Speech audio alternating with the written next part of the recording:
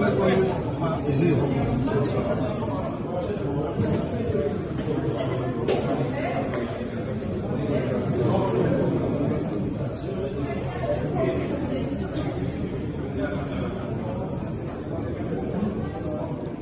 cadre de la conférence aujourd'hui, nous avons plusieurs points que nous allons aborder. Et nous allons parler d'un cas qui concerne le trafic illicite de drones par des bandits. Nous allons parler d'avancées qui fait dans le cadre de dossier qui est au Sénat. Nous avons fait un zoom sur le Malais par rapport à l'ensemble d'opérations que les forces de l'ordre ont menées. État d'avancement, force de l'ordre dans le cadre d'opération qui a mené dans Torcel, Pernier, Kinskoff. Et l'autre cas que la police travaille dans 2-3 dernières semaines, notamment dans plusieurs cas de viol, et présenter à la fin un bilan sur l'ensemble d'activités que la police fait par rapport à 2 à 3 dernières semaines.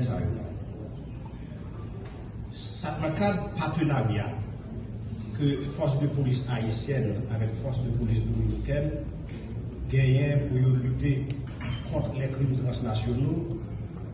Samedi, qui était 7 juin, dans le cadre du dossier trafic illicite de drones, officier de police haïtienne va recevoir dans le même officier de police dominicaine 3 présumés trafiquants. C'est Stenio Sefleur, Woodley Etienne et Sonny Pierre. 3 messieurs Sayo sont impliqués dans le trafic illicite de drones que nous allons utiliser à des fins criminels. Et nous charger pour acheter des drones pour faire arriver dans le même chef de gang qui relève ISO. Détail, c'est qui ça oui. Stenio Steffler, monsieur âgé de 40 ans, c'est mon Wanamet, plus précisément dans Caris, Nord-Est. Monsieur habitué fait va-et-vient entre frontières République dominicaine et haïtienne entre les sorties. Et il est connu pour ça par la police locale comme monde qui a des trafic illicite qu'il habitué mener dans la zone. Il y a des pratiques subversives, on ne va pas dire ça. Ils ont interpellé en République dominicaine et ils prennent en flagrant délit en possession de un drone que nous avons acheté pour être capable de voyer en Haïti. Woodley Etienne, monsieur a 27 ans d'âge, monsieur c'est un bénin. Monsieur habité en République dominicaine. Il a avoué que la police dominicaine était interpellée le 3 juin 2025 dans un plaza qui relève DJI en République dominicaine parce que l'État a acheté un drone. Dans l'audition Woodley, en date du 10 juin 2025, le grand enquêteur de CPJ il reconnaît qu'il a acheté un drone pour chef gang ISO avec qui il a entretenu des relations étroites. Il a aussi avoué dans l'audition le 10 juin dernier devant l'enquêteur de CPJ qu'il y a des pratiques commerciales avec presque tout chef gang qui gagne dans un grand foyer criminel. Et c'est lui-même qui fournisseur principal, l'acheter rap pour tennis, maillot à Saint-Domingue. Et il y a un monde ici qui fait pont pour lui et qui achemine par mon côté, monsieur Sayo.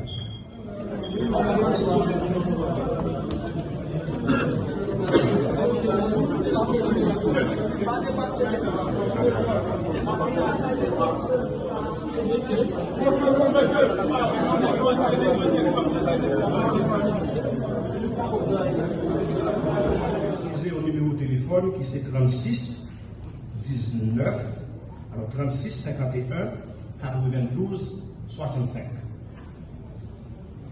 Pendant que dans Plaza, la lâcheté du drone, il communiquait constamment avec chef gang là, ou chef gang là choisit qui drone que le remet, quel besoin.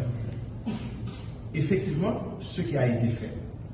Trajectoire, c'est pour drone ça sortir en République dominicaine, trafiqué par Darabon, du Cap Haïtien, et puis pour rentrer Port-au-Prince. En République dominicaine, drone ça a été remettre à un chauffeur pour des raisons d'enquête, on ne va pas citer le nom, mais ça a venu. Il était pour recevoir drone ça Darabon pour le voyer au Cap Haïtien. L'arrivée au Cap Haïtien, il y a un autre chauffeur encore nous garder, nous pas citer le nom pour l'instant, à recevoir drone ça pour le rentrer Port-au-Prince. Et l'arrivée Port-au-Prince, les gens qui peuvent chercher là encore, les enquêtes là arrivent plus loin que pour arriver là, la guerre pour nous parler de ça. L'argent qui était voué pour acheter drone ça, il est passé par une banque en République dominicaine qui est les Reservas Bank. Et les gens qui fait pont, qui choisit de voyer comme ça sur le nom pour Woodley, nous pouvons citer nom, qui c'est cousin Woodley, et il admet que il recevoir comme là, il voyer comme là, pour Woodley à l'acheter du drone. Sonny Pierre, 39 ans. Mon Port-au-Prince, selon le rapport policier, il c'est bons amis Woodley. Et les qu'on a l'habitude de recevoir SPI pour Woodley. SPI a son transaction interbancaire électronique.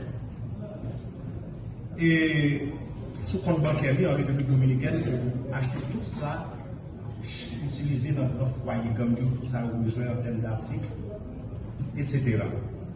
Il confirme tout que Woodley a l'habitude d'utiliser le compte bancaire pour faire ce genre de transactions. Voilà. Pour l'instant, enquêteur de CPJ continue à travailler, enquête là approfondie, quel que soit le monde de près ou de loin qui est impliqué dans une situation comme ça pour déstabiliser la société, l'enquêteur de CPJ a continué l'enquête là et dans les jours à venir, on travaille beaucoup plus de détails dans le cadre de l'enquête ça. Même ça me dit, la sécurité n'est pas l'apanage seul de la police. La police à elle seule ne peut pas produire la sécurité. Il y a toute une chaîne de production, opération dans plusieurs localités, notamment dans une localité qui est les lycées villes. Et il y a un centre commercial qui est les Zokofra dans le balai, que en pile dans bandit ont utilisé comme zone de cachette, opération qui menait dans la zone ça et dans l'autre zone encore, permettent à ce que 6 dans bandits ça après échange de tirs, mortellement blessés, et la police récupérait pas moins de 7 armes à feu, dont 6 fusils et un revolver. C'est un fusil AK-L47 que nous sommes capables de chance pour photographier là.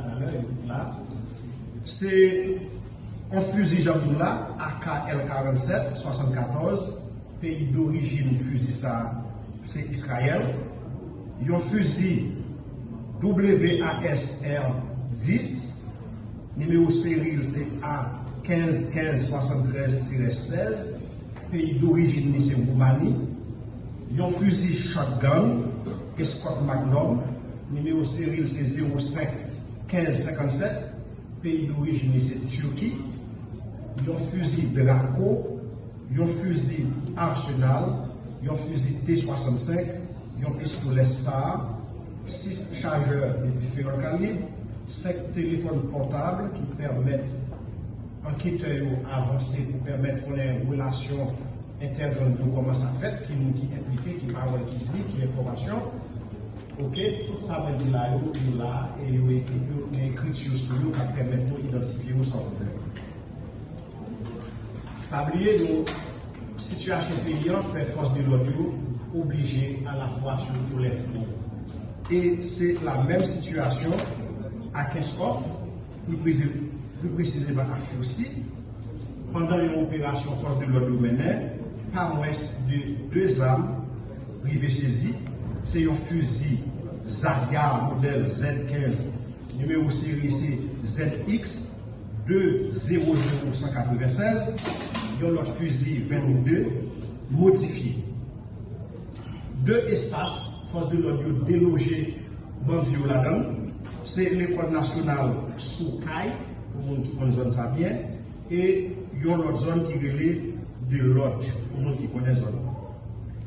Mais il faut attirer attention population qu'est-ce qu'on fait là et tout le monde qui a fréquenté zone ça, malgré effort force de l'ordre, malgré effort autorité locale, il y a des zones encore qui étaient sous menace et au fur et à mesure, on a parlé des zones comme Kafou Badio, de l'eau, Kafou Bête, Kavri, Nankoupi, Platon Fissi, Viable, c'est des zones encore qui étaient sous menace et bandits, mais force de l'ordre avec autorité locale, ne pas suspendre, conjuguer efforts pour arriver dans le plus bref délai, mettre bandits hors d'état de nuire et permettre à ce que la population arrive vaquer à activité parce que la grande majorité de la population veut vaquer à activité dans la tranquillité d'esprit et dans la sérénité.